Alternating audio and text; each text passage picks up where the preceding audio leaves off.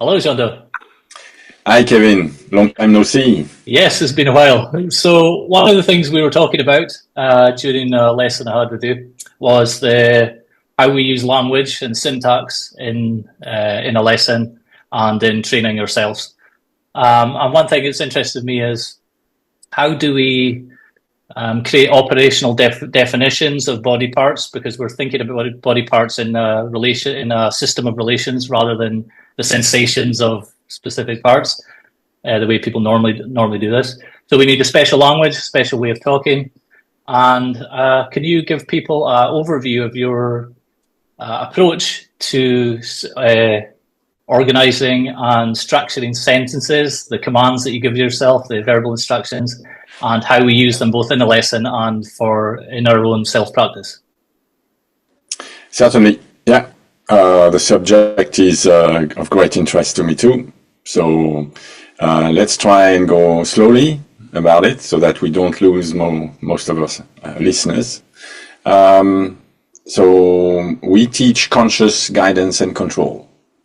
And sometimes people don't really understand what we mean by conscious guidance and control. So most of our gestures, how we sit, how we stand, how we walk, are, of course, involving the coordination of movements, so separate movements, if you want, movements of the leg, movement of the thigh, movement of the pelvis, movement of the rib cage, movement of the neck and the head. So all these parts are seen to be moving. When I say are seen to be moving, that is very definite particularity or characteristic of the way we teach is that we use video recording to see how people are moving these parts, or Alexander would say, how the people make decisions of moving these parts. Decisions that are not always conscious they are making. But the video recording will give you a clear, timely sequence of events where you will see these different parts move relatively to one another. The resulting gesture is how a person stands after coming up from the chair, how a person stands after stopping walking. Okay? So when we discuss conscious guidance, what we mean is that we don't want to rely on feeling to guide these coordinated or combined movements. So we are asking a question, which is it possible not to rely on feeling? And so some people may say, well, even why? Why don't you want to rely on feeling? Oh, because we can observe that when a person is directing the movement with subconscious guidance, well, the resulting relative positions of the parts are impairing the... Alexander used different terms, but there is one that I like, it's internal economy. When he talks about internal economy, it's possible to realize that in fact he's talking about the expansion of, for example, the rib cage, how much space there is for the abdomen. For example, if the pelvis is tilted forward and down, the lumbar region is going to be projected forward and the abdomen is going to be set outside of the ball of the pelvis. So that is a problem of internal economy.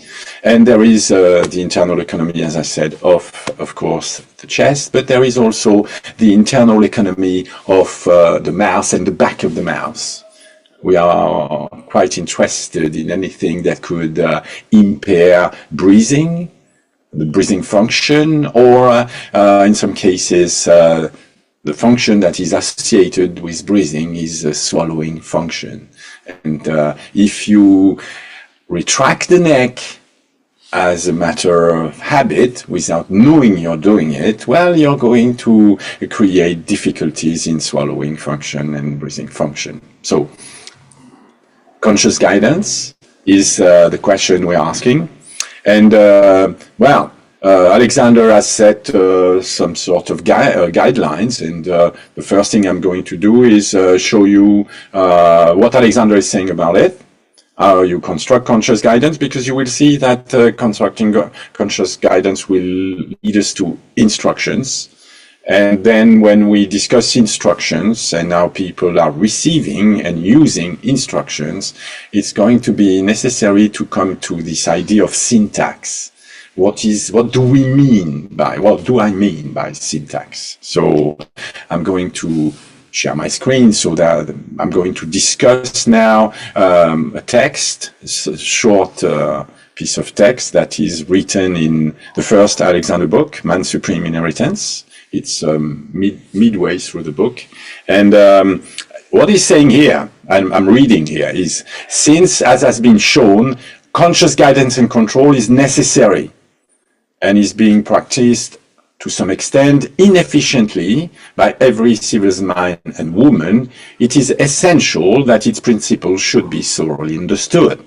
So the method of conscious guidance and control is based firstly on the understanding of the coordinated uses of the muscular mechanism, and secondly on the complete acceptance of the hypothesis that each and every movement can be consciously directed and controlled.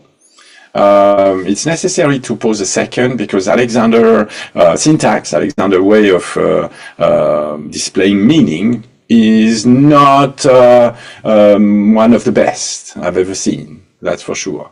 So we are practicing conscious guidance and control. That is, we are very, very often planning our actions.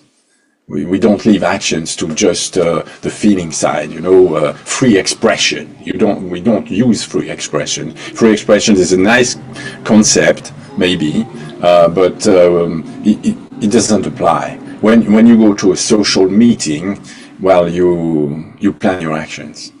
You don't do anything that comes to your mind. That's for sure.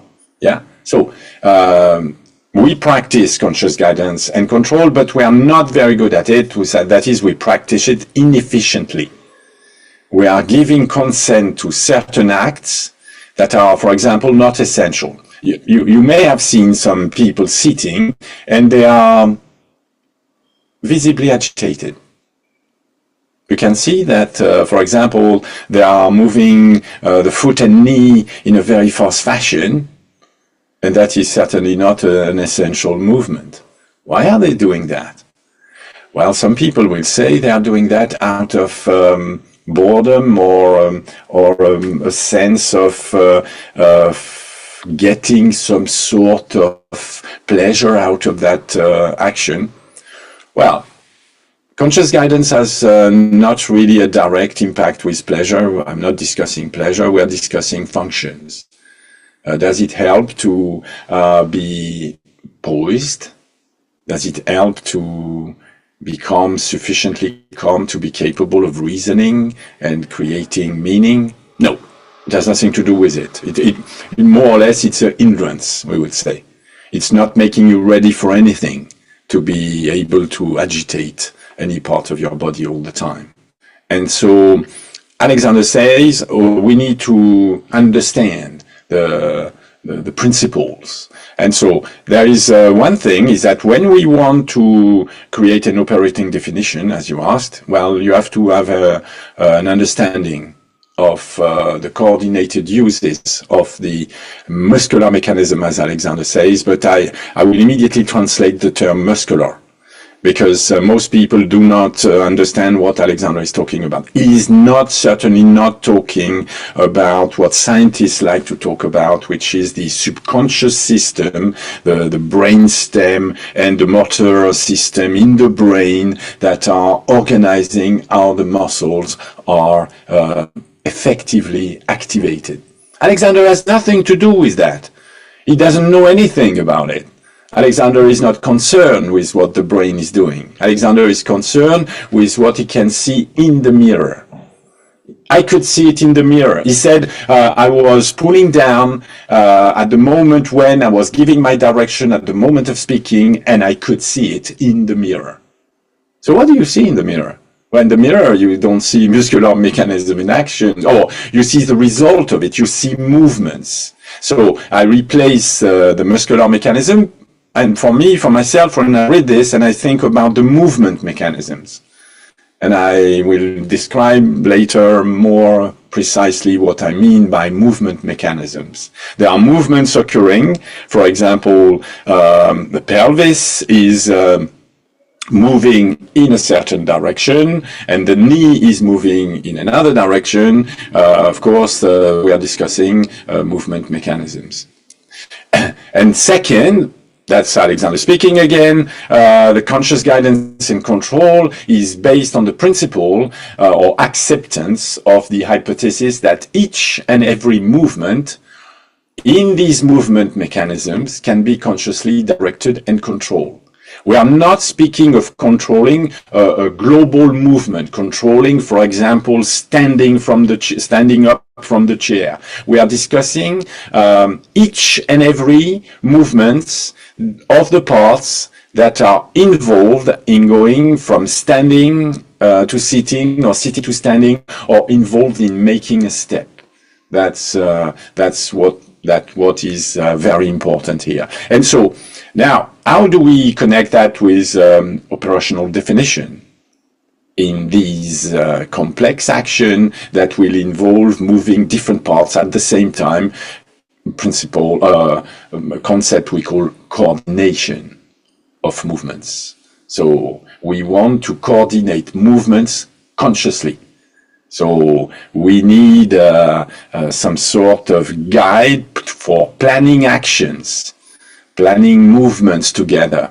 And so Alexander comes up with reasoned speech instructions. So I am going to change now, the view, and you're going to see another text from the same book. Yeah, just a few pages before that.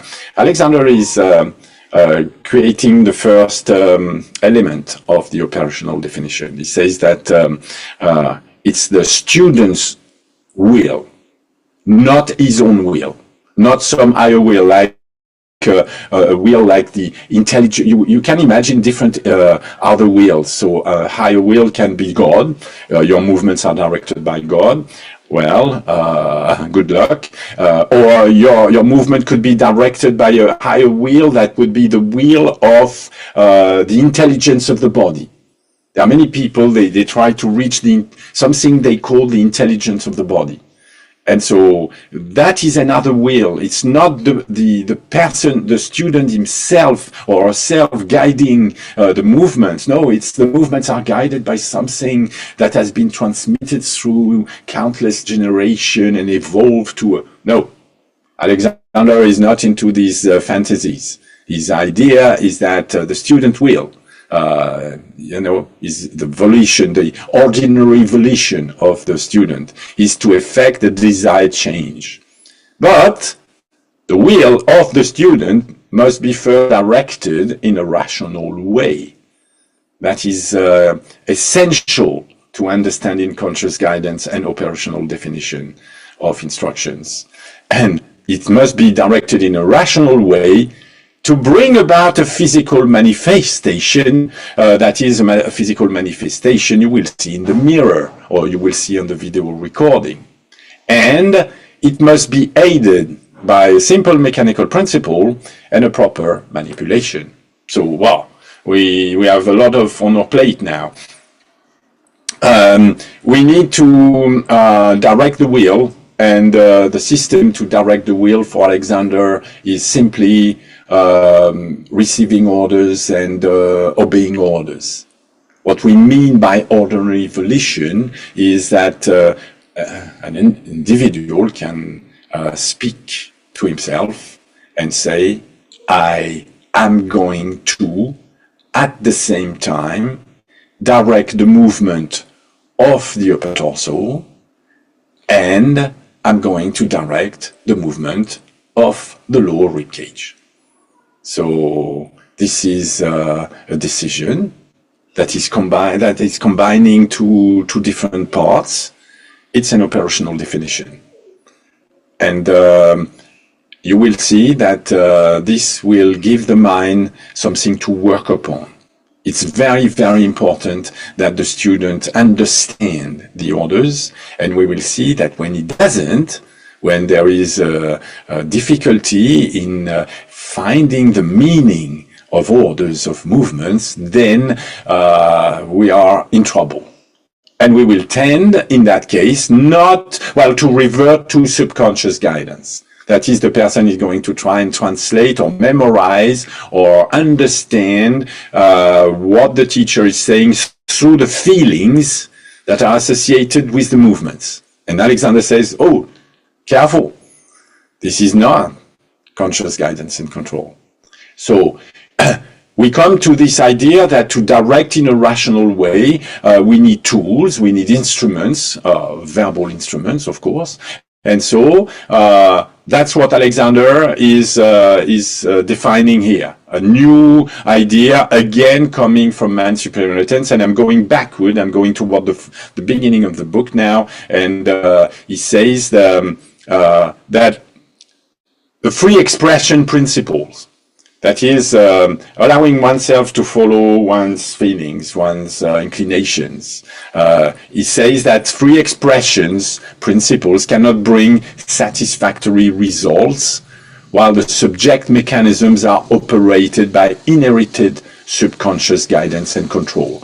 Oh dear, what are these inherited subconscious guidance and control systems? Or he's just talking about habits of coordinations of movements. When the person think about just bending, you have to bend in order to sit down, for example. So the person, if you say sit down, will have to think about bending. It's very interesting to create experiments where the person will discover that she's thinking of bending when you say sit down.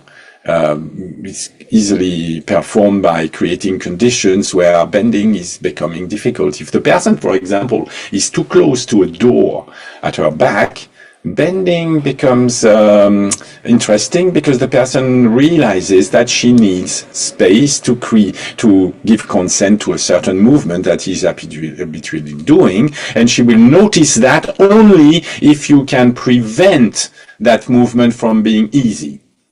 In that case, the person will have to think about it.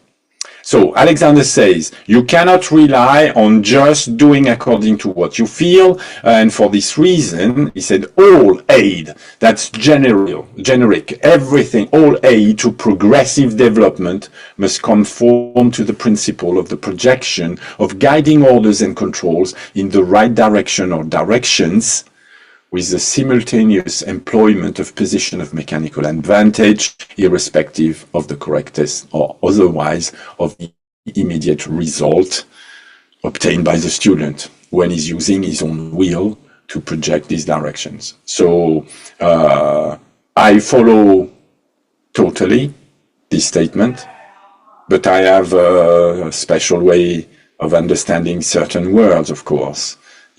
I need to explain. I totally follow the idea that conscious guidance and control is obtained through the organization of verbal orders. We say projecting, guiding orders. We can project controls. And so some people may ask themselves, what do you mean by projecting controls? And for my understanding, Alexander very quickly abandoned this idea of projecting guiding orders and controls together.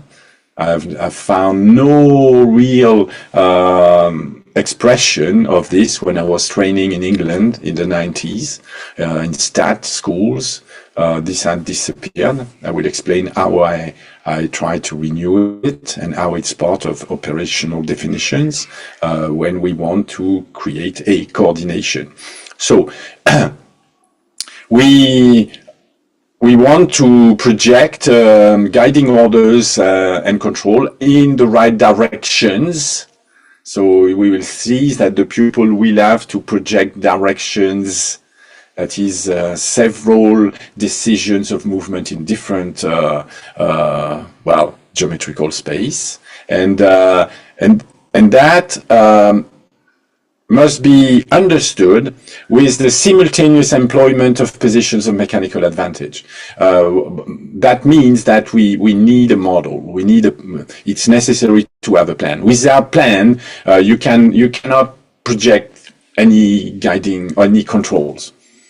So when I make an operational definition of a combined action, I absolutely incorporate in the syntax, of course, what is demonstrated here is the plan for the positions of mechanical advantage. And I don't care whether the pupil makes something absolutely correct out of it or not, because it's not the point. The point is to explore how the student has to explore how to understand the guiding orders and controls in this scheme of positions of mechanical advantage.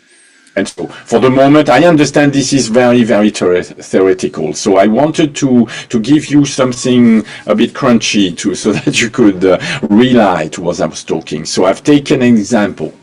So it's an example that is taken from an early article Alexander wrote in 1906. So it's very early. And but it's a very interesting article, and it has been, part of the sentence has been re-injected into man's supreme inheritance. So he says, at the outset of respiratory re-education, at the time Alexander was teaching respiratory use, through the general use of the organism. I consider at the time it was exactly the same technique. It was not a breathing technique, it was the Alexander technique already. So at the outset, when you start the respiratory re-education, when I start with one of my pupils, respiratory re-education, we have to contend with a mechanism which has not been consciously controlled. Well, if you remember the first sentence I presented, we should say had not been fully consciously controlled. It's partially consciously controlled. There's a few movements the pupil consciously makes, or decision he consciously makes. For all the rest of the different parts, he has no idea. And this situation of having a student that is not consciously or has never consciously controlled the general coordination, this can only be met by using indirect means through the agency of ordinary volition. What? He's just saying that we are going to use verbal instructions, and that the pupil will have to make decisions, that is, use his ordinary will, receiving an order, and the decision is to obey the order. And we will see whether the pupil obey the order of movement or not on the video recording. There is nothing mystical about this. There is nothing shady or strange. It's quite simple. Whether the pupil remember the instruction, it was my point. Whether the pupil understand the instruction in this scheme of mechanical advantage is the second point. How the person is capable of obeying one or more orders is also a question, but for the moment this is very clear. You give verbal orders that are somehow explaining or demonstrating a coordination of movement inside a scheme of mechanical advantage, and we will see how the student is reacting to that. So Alexander gives an example. He says, for instance, it is quite useless to ask anyone to raise or depress the diaphragm. But if the student is asked to push out or to draw in the pit of the stomach, first placing his hand on the part of the abdominal wall named, the mind has something to work upon. And this applies still more to other parts of the muscular system of the inspiratory mechanism. Okay? So this is very, very important. We need to, well, to stop here and have a look at what it could mean in ordinary teaching when we say that the student has to work with his mind upon the position of mechanical advantage. So I have, first of all, I have, well, that has lessons with me, and I said, well, could you touch the top of the shoulder blade spot with the left index finger?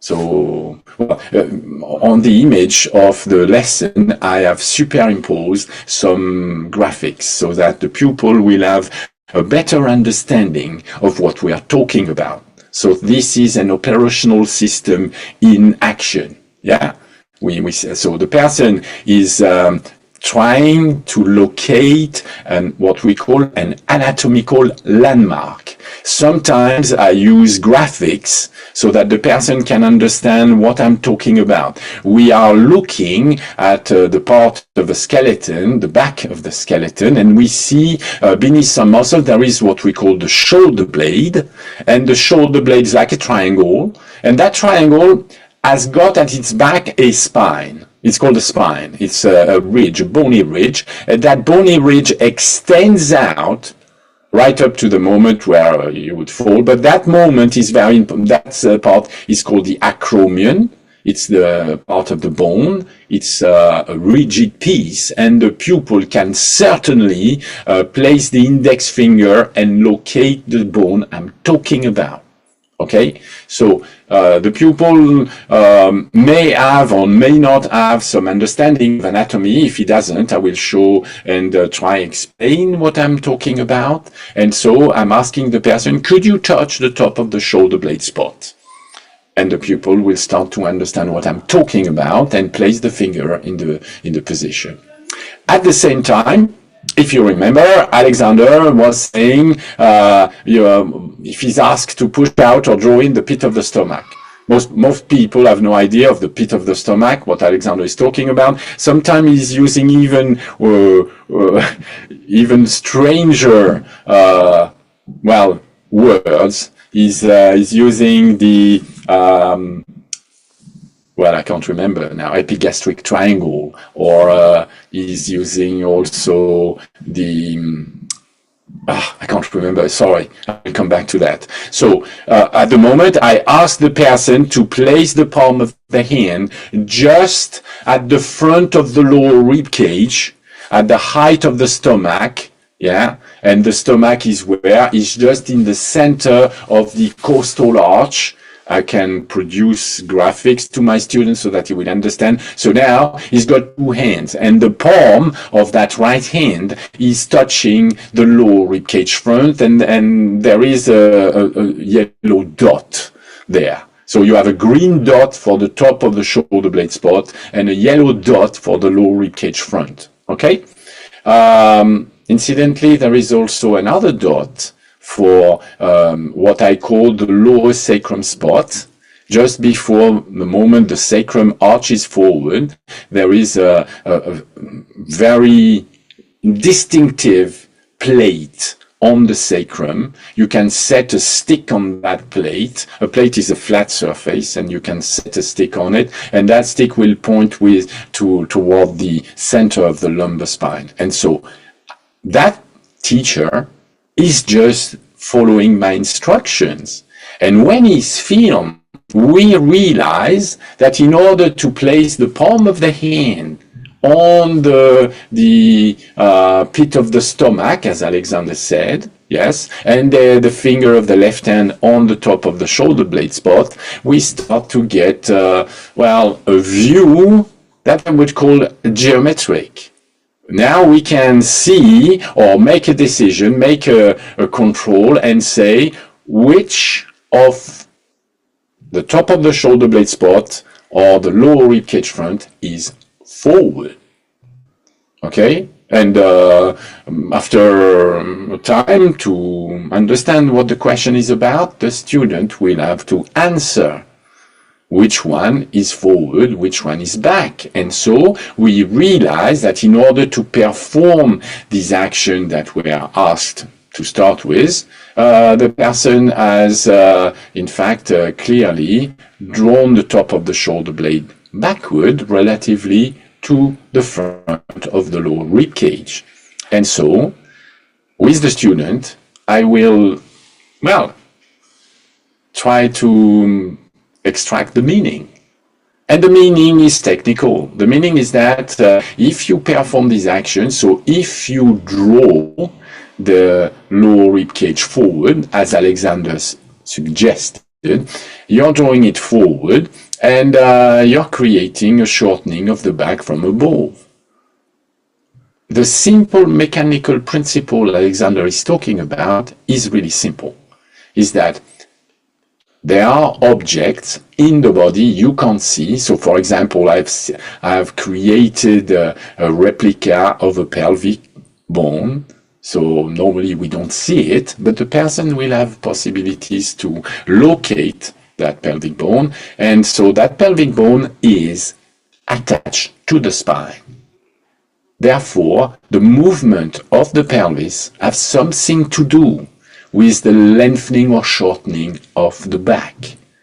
In the same way, same mechanical principle, we know that the rib cage is firmly attached to the spine, to the upper spine. Therefore, the movements of the rib cage, Alexander talks about, he's got two ideas. The pose of the body. By the pose of the body, you will understand how the lower torso relates to the legs. As I said, the pelvis will have an impact on how the spine is lengthened from below. But we have also the second idea Alexander is pushing forward is poise of the chest. In that case, the poise of the chest is very clear. We have the lower rib cage forward and the upper rib cage that is associated with the shoulder blade is really far back. And the mechanical principle is simple. The lower rib cage is attached to the spine, the upper rib cage is attached to the spine. If the lower rib cage goes forward and the top of the rib cage goes back, you're arching the spine from above. So this teacher, without knowing it, in order to perform the action that were requested, is simply doing it while is endangering his internal economies, is in fact narrowing the back, and while narrowing the back is pushing the lower spine forward, so the abdomen is really pushed forward of the pelvis and is really endangering his breathing and swallowing capacities, because he's retracting the top of the spine, off the top of the thoracic spine. Therefore, there is something not quite right about his way of breathing when he's doing these actions.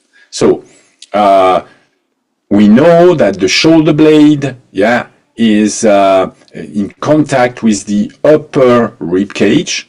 And so the simple mechanical principle I'm using is that if the shoulder blade spot is further back than the lower rib cage, it means that the shoulder blade flat bone is not helping to direct the upper rib cage forward. Instead, it's directing the upper rib cage back. So now let's discuss change, operational definition. It's like I see that the person has a habit of doing this kind of coordinations of movements, and I'm going to have to define instruction that the person can follow, and the instructions are going to be inherited from the wrong use, the wrong general use of the torso. And so this is the same teacher, and the same teacher is starting to create a combination of movement, and you will see that of course there is a change. I'm not really considering whether it's absolutely correct or not. There are many imperfections. It's the first time the teacher is trying to perform simultaneous action at the same time, but there are things that are obvious though. Some things are changing. We see the distance between the upper rib cage and the lower sacrum is clearly changing. That's what we call shortening in stature, and that's lengthening. We can see that when we are modifying the poise of the chest and the pose of the body simultaneously, you will see there are two rotations. The pelvis is rotating back, down at the back, and the lower rib cage is rotating exactly in the opposite direction. And we see that because of these actions, instead of having the lower rib cage forward of the head, suddenly the head comes forward relatively to the lower rib cage. If you follow the action, you will see that the head is going forward but not down. So we would say that the head is going forward relatively to the lower rib cage. You would see that the back is lengthening and widening, and this is the operational position of mechanical advantage. That is when you get the back to lengthen and widen and the head to go forward and up relatively to the lower rib cage front, then you can say that the person is lengthening in stature. So this represents our instructions can have meaning. That's the idea behind the syntax. So I'm coming back to a simple presentation by Alexander. I'm looking at text, and the text is interesting because it's how Alexander describes how the student is going to receive the instructions the first time, and how the instructions are not going to be to make a meaning. So the first time the instructions were given to the student, it was obvious that before the teacher had finished speaking, the pupil was trying to memorize them as they were given by a physical sensory process, that is, by trying to feel the instructions as they were spoken, rather than to acquire them by process of remembering, that is, committing to memory, as Alexander says. So the pupil was again asked by Alexander to listen to the instructions and not to attempt to make any movement of the parts concerned. He was asked merely to concern himself with the process of remembering the instructions. Before the instruction had been given to him a second time, however, the pupil was again busily engaged in making certain movements of the neck, lips, and jaws. And so Alexander is pointing the finger, and we have the impression that he's pointing the finger toward the student because the student that is instead of understanding the instructions, understanding the structures of the instructions, how many instructions have to be performed at the same time, what are the controls. No, the student is trying to make sense of the instruction the only way he knows, unless the teacher will give him some ways of understanding the instruction, and is busily engaged in feeling the instructions. So that's a problem Alexander is pointing. At first, when you read the sentence, you have the impression that the student is a bit stupid or a bit, set in his way of feeling everything. I think it goes a bit beyond that. I think that Alexander had a problem with the syntax. As I said earlier, Alexander had a problem with, giving instructions of control. So when I make an operational definition, for me, the position of mechanical advantage is what I call the instructions of control. So I want you to have another idea. We see another person, that is, it's during a lesson. So we see that person is standing, and from the point of view of the mechanical advantage definition, we can see at the moment that the lower ribcage front, you remember, the lower rib cage front we were discussing earlier, you can ask the pupil to place the hand on the front of the lower rib cage, on the pit of the stomach region, and we can see that the peak of the stomach region is way forward of the front of the pelvis. So when I look at the picture, I have the impression that the person is leaning forward. The person is not standing aided and influenced by the force of gravity. She's got the impression that she's standing upright. I do not follow her impression. I say, oh, that's odd. I have the impression that you're making a lot of effort, because if you're standing leaning forward like this, well, there must be something that is preventing you from falling down. So there must be some efforts that are preventing you. So it's obvious that the calf muscles, extensors of the lower leg, is activated, otherwise the person will just fall forward. And I can tell you that the neck also is retracted, and the top of the shoulder is also has a tendency to try and protect the person from falling forward. Okay, so I start with that.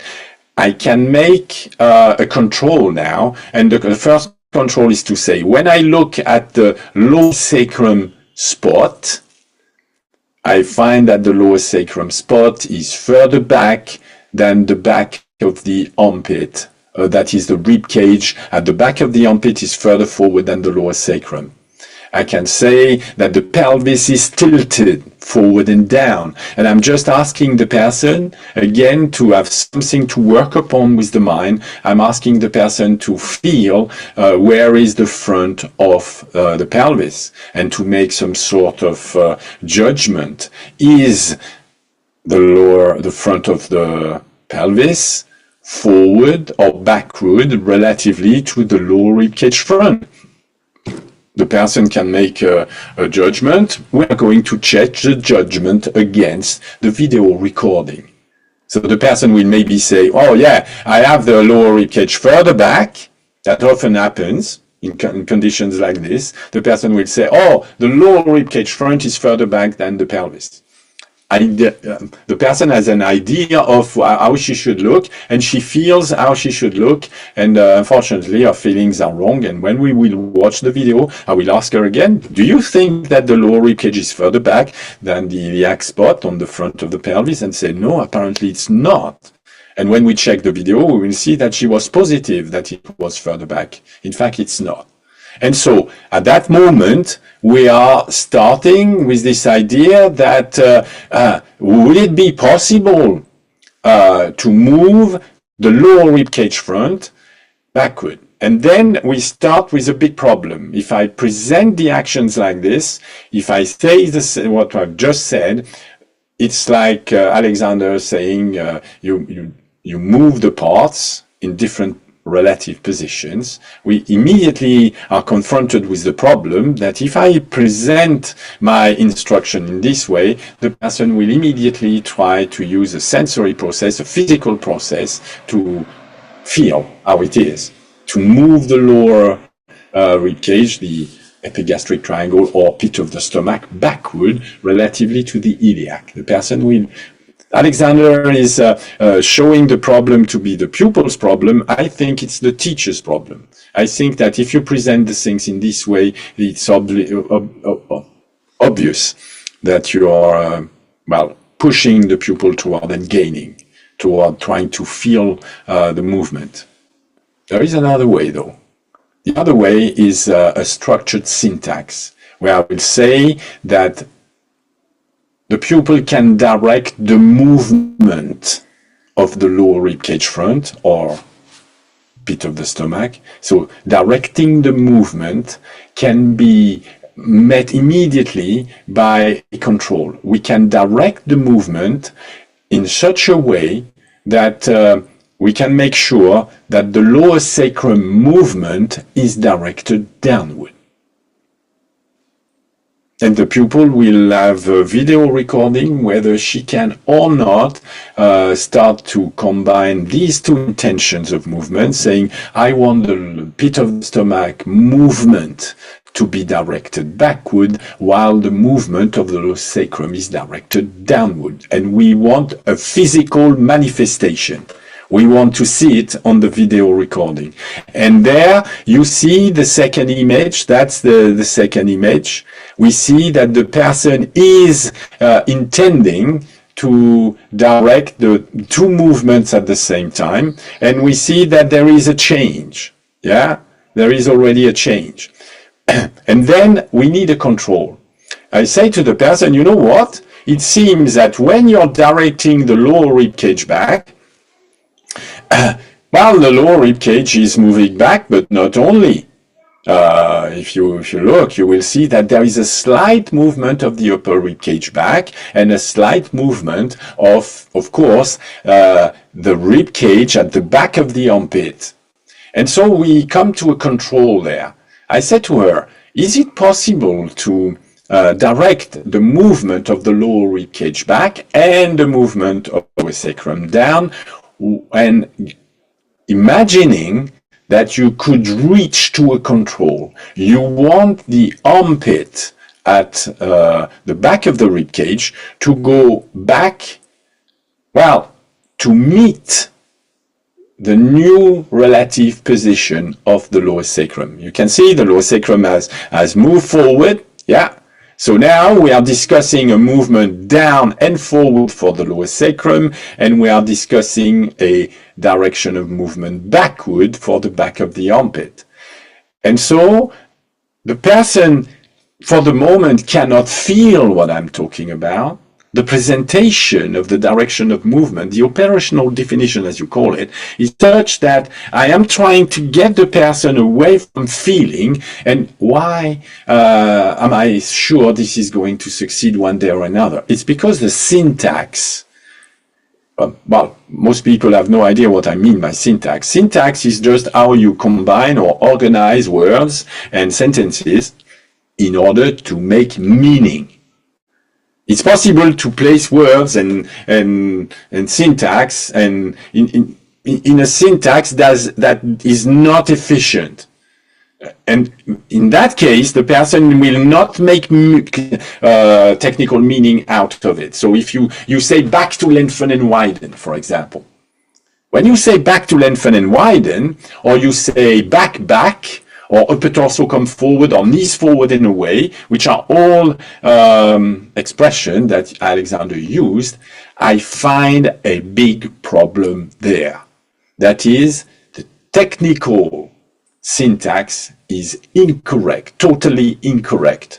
Alexander had no idea of operational definitions whatsoever. He just had some sort of instruction he gave to himself that were working, and then he was confronted with the fact that when he presented the same instruction that were working with him, they were not working with the students.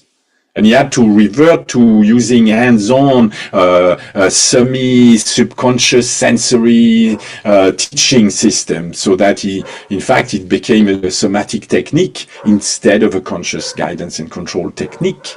So what I'm saying here is that you will present the instruction in such a way that they are operational in the sense of conscious guidance. That is, the person will have control. The person can make a new experiment and say, is it possible to, in fact, move the lower rib cage backward relatively to the front of the pelvis, while the direction of the movement of the lower sacrum is down and forward and not back and up?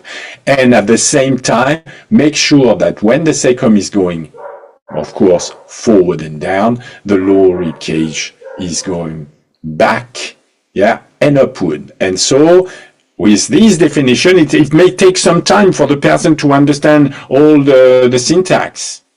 But that's what the session is about. I'm going to explain the syntax. I'm going to explain the position of mechanical advantage, and the person is going to make a new attempt. This is I've changed the image, and now you should see a new attempt. You should see the person now standing, and you will find that, yes, she's, well, at the moment she's turning the head toward her computer. She wants to see what she's done, what she has done.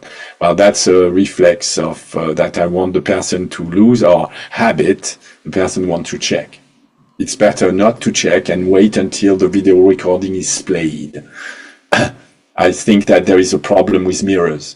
She's using the computer window as if it was a mirror at the moment. But, well, you understand what she's doing.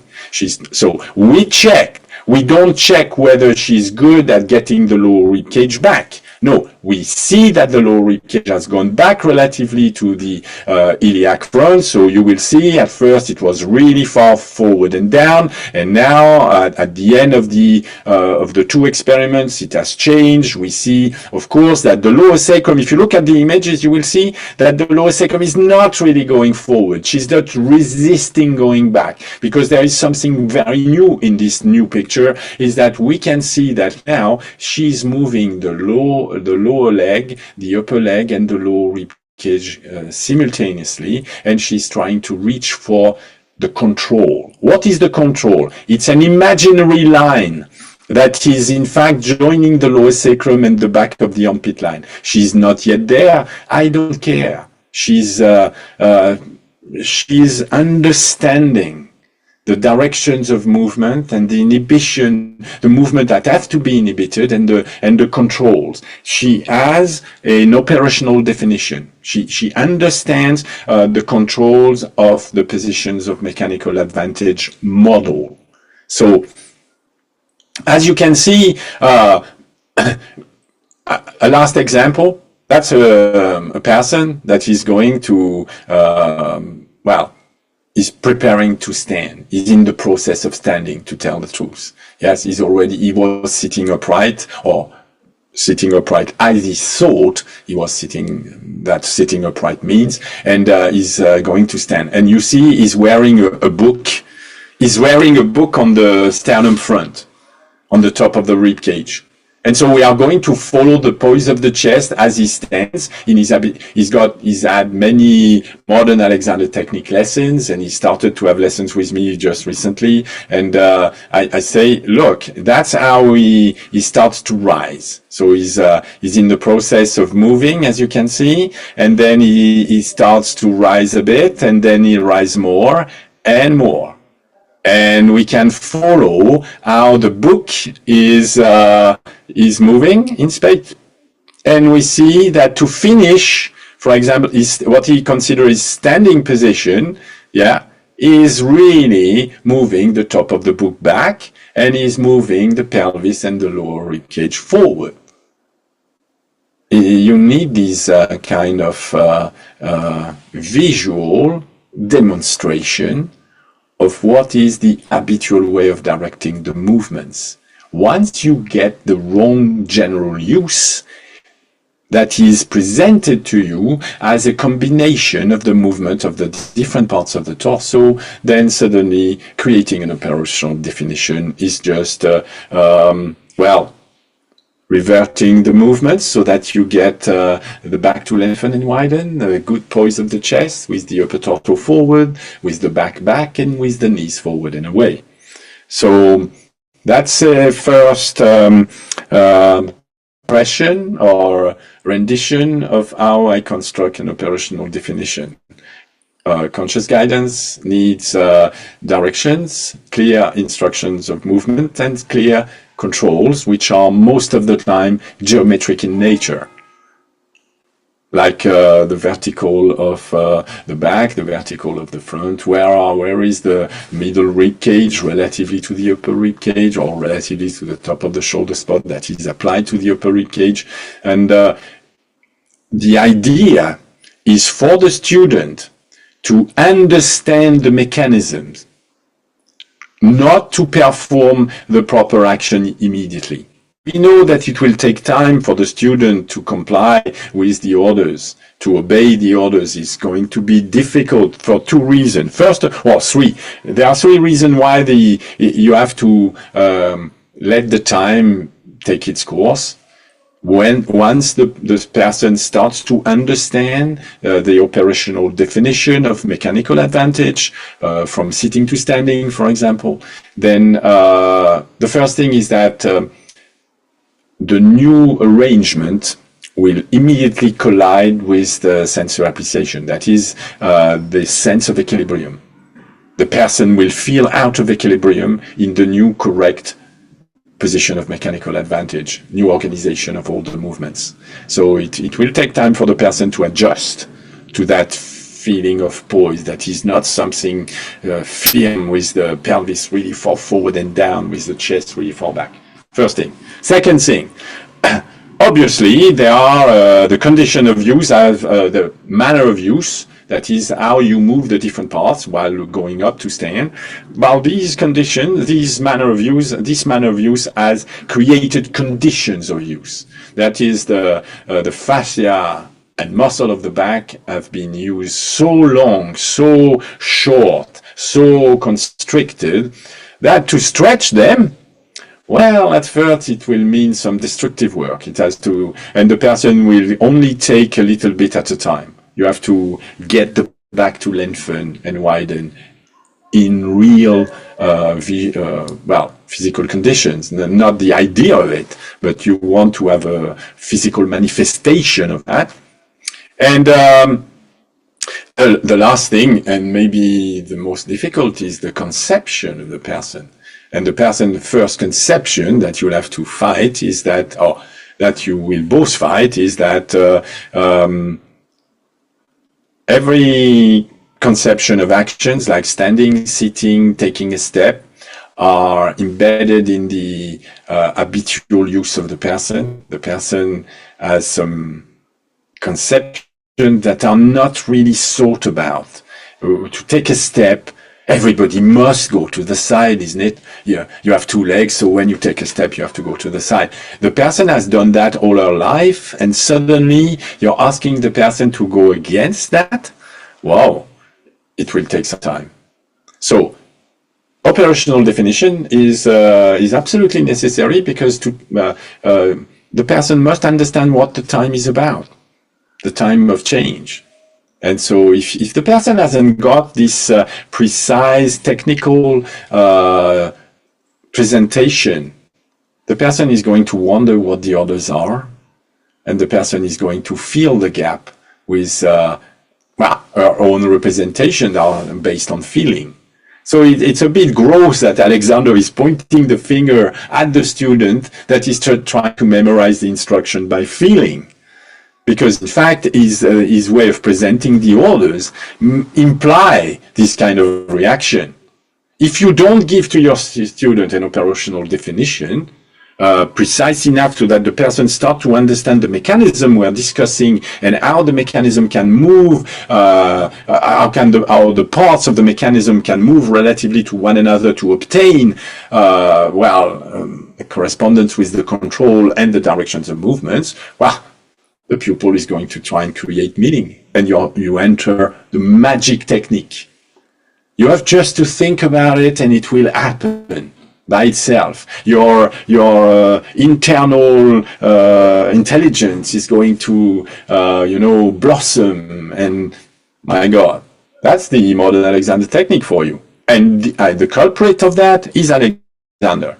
It's his lack of understanding of a proper syntax to create meaning, technical meaning. So my job as a teacher is just to make sure my students are getting what they need, which is an operational definition, so that they can let go a little bit of their habit of resorting to feelings in order to guide themselves. Oops. That's it. It's interesting. I'm open to questions.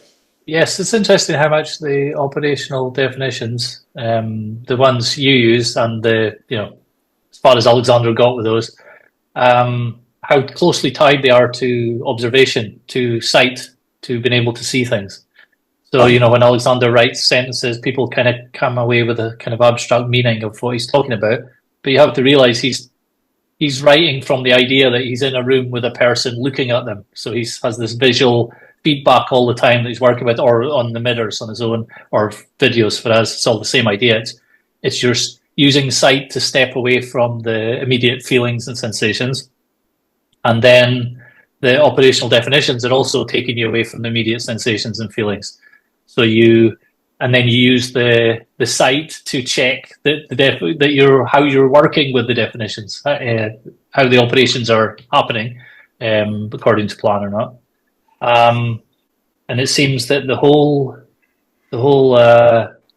idea that was lost in the modern Alexander technique is this idea of stepping away from the immediate sensations and feelings.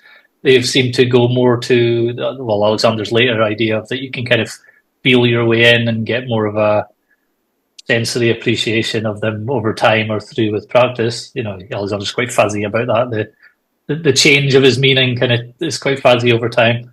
But for us, the idea of getting, like you said about Alexander, ordinary volition that's just telling yourself to do things and being clear about what it is you want to do.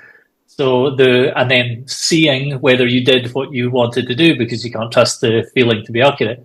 So this whole idea of having been clear about the words and the plans and the decisions you're going to do, operations, actions you're going to perform in the world, and its connection with seeing to know what actions you actually did, having some kind of objective standard. There's no way you can really separate those things, and you need to. The whole idea of the lessons and the training is to get used to working the structured speech and the structured observations of the results, and get used to working those things together, both for you and for your pupils. Correct. Yeah, I can't say anything better. Yeah. Just one thing about control, and our experiment is so fundamental. For example, I've shown you an idea of control, like you make a decision to direct the movement of the rib cage backward. Okay. So let's say I could say back. If you understand that the back, you have the rib cage and you want the rib cage to go back, so you say back. It's very... The difficulty with that is there is absolutely no control here, because how much? From where? Let's start with from where. Well, there is the top of the rib cage and there is the lower rib cage. When you say back, you're not giving any clue on the precise location of the direction of the effort. So you could say back is I take the back of the neck back, or I take the lower sacrum back, because both the neck and the lower sacrum pertain to the back. Okay, wow. So is that what we are asking? When we have an operational definition, it must be clear in the syntax that when back, we say, we don't say back, because we need to say lower rib cage back, or rib cage under the armpit, right up to the armpit. But above that, it's absolutely clear that we don't want to go back, we want to go forward. So that's the first problem. The second problem is, but controls up to where? How far back? Because if you have no limit, either you're not going to do anything, or you're going too far. How do you know? Well, and then that's where experiment comes in, because most people will be surprised, but most people are surprised when they play with these games of control, is that we say, looking at a picture of the person, the person is sitting and we are looking at the screen, she's looking at her screen, I'm looking at mine, and we are saying, okay, it seems that the sacrum is further back than the back of the armpit line. So I'm showing a picture of the gentleman. It's not a she, it's a he. And we see that we have the back of the rib cage below a certain height, which is what we call the armpit height. And we check and we say, the sacrum seems to be further back, for example. And I would like you to direct the lower rib cage back, so that the back of the rib cage comes and at the vertical and no more. Where the control means, when you say control, is that you stop something somewhere. And so, well, there is one thing clear, is that in the mind of the person, there is no lines. All the lines that are drawn on this object, do not exist. So what you see here is the starting position of the rib cage when the person was still sitting on the chair, and you see the position of the rib cage after the person has created the movement of standing up. So we see the starting position at the moment of rising and the final position. Yeah. And we say, well, as you can see, the back of the armpit has moved and the lower sacrum has moved forward. Would it be possible to move maybe the lower rib cage much less and move the lower sacrum a bit more so that we reach the limit? The limit being we want the back of the rib cage and the lower sacrum to be on the same vertical line. And so at first it's like, how can I think about this? And is it operational to think about this? That's where the experiment comes in, because with the experiment, and for example, with this lady, you will find that from the start to the finish, there has been a change. The sacrum and the back of the armpit line are closer together. They are not perfect, but it's way different from how she was standing to start with. And so people will discover that in fact they can use instructions of control that are technical and geometric in nature. This is just one example, but there are many others that I use all the time. And I ask the student to be capable of understanding the instructions. And syntax is just the means to make sense of what we are saying. So Alexander Alexander started using hands-on because he was dissatisfied with the way the students were receiving the instructions and using the instructions. I started from there and I said, in fact, I'm not dissatisfied with the student. I was dissatisfied with my orders to the student, because I realized quickly that the orders I was giving were so shady, so strange, so it was impossible to make meaning of them. I tried to read every single book written by Alexander teachers to see how they constructed the meaning of neck free and forward and back to lengthen and widen.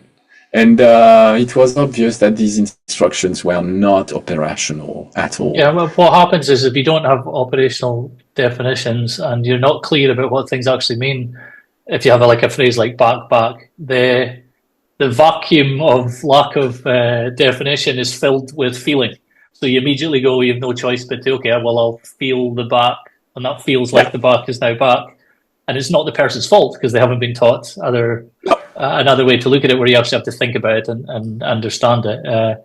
So it seems like Alexander, rather than figure out a way to be more precise about his definitions and operational instructions, he just gave up and started putting his hands on and just said, look, I'll do it for you. And even says that I can give it to them now whether they want it or not, which is the kind of opposite of where he started. Okay, thank you, Jeando. This is great. You're welcome. We're back now, so we'll be doing more of these videos. And we'll see everybody in the next video. Thanks, Jeando. Thank you. Bye.